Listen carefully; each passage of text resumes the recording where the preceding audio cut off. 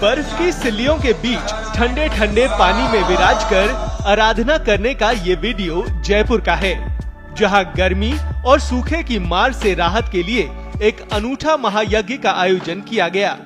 इस यज्ञ में संत महात्माओं और ब्राह्मणों ने भाग लिया।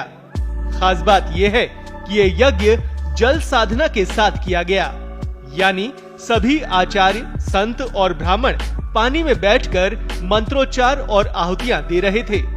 ये यज्ञ शुक्ल, यजुर्वेद और सामवेद के मंत्रों से किया गया, जिसका मकसद इंद्रदेव को प्रसन्न करना और अच्छी बारिश की कामना करना है। देखिए, ये यज्ञ पर्जन्य यज्ञ हो रहा है और जल साधना के साथ हो रहा है। जल साधना में सारे लोग यहाँ, सारे संत महात्मा और सारे ब्राह्मण लोग जल साधना में बैठे हुए हैं।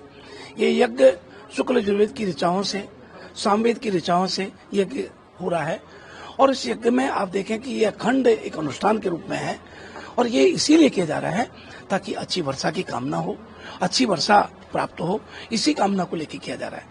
इस यज्ञ के दौरान आप देख रहे हैं कि यहाँ समस्त प्रकार की कास्ट में जो है वो आहुति की जा रही है, गाय का घी से आहुति की जा रही है और साथ में जो जल साधना की तपस्या है, तो निश्चित रूप से इससे इंद्र भगवान प्रसन्न होते हैं। और इस वर्ष का सम्मत का जो राजा है वो सूर्य है, इसका महामंत्री भी सूर्य है, इसलिए प्रचंडता गर्मी की बहुत ज्यादा है। जब सूर्य रोहिणी नक्षत्र में होता है तो नौतपा है और ये नौतपा का आज तीसरा दिन है। पर तीसरे दिन में हालत ये हो रही है कि ऐसा नहीं है, गर्मी है।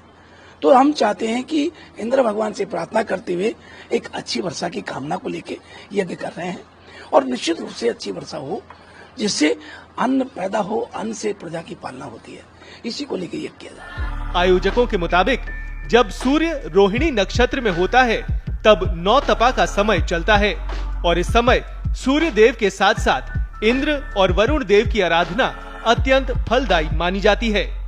इस महायज्ञ में घी, अनाज और अन्य प्राकृतिक सामग्री की आहुतियां दी गईं, ताकि वातावरण शुद्ध हो और वर्षा के योग बने।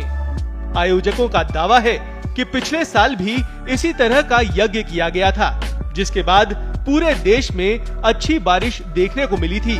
देखिए कि आज ये एक दिवसीय अनुष्ठान का आयोजन मेरे द्वारा कराया जा रहा है और ये पर्जन्य महायज्ञ कहलाता है। इस महायज्ञ में भगवान इंद्र को, वरुण देवता को खुश करने के लिए यज्ञ का आयोजन किया जाता है। प्राचीन काल से ऐसी परंपरा चलती आ रही है कि जब भी वर्षा की आवश्यकता हमको महसूस होती है और हम इंद्रदेव को प्रसन्न करना चाहते हैं तो पर्जन्य महायज्ञ प्राचीन काल से ऋषि मुनियों द्वारा कराया जाता आ रहा है।